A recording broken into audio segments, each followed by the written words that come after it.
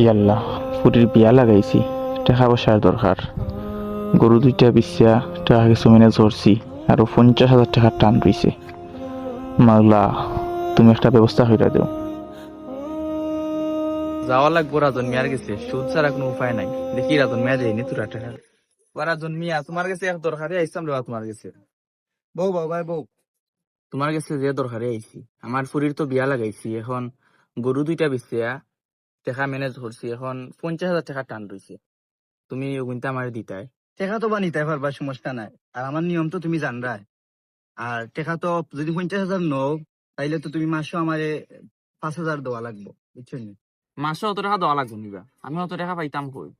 নিলে না উমিয়া, আমারে তোমার পুরীর বিয়া আসতিত না। আচ্ছা বা দেও, আমি তো এখন দরাত, আমি দেও আমার বিপদটা কি উদ্ধার হইতাম। এই নাম খাতা দুইজন খাতার মাঝে। আমি কেটে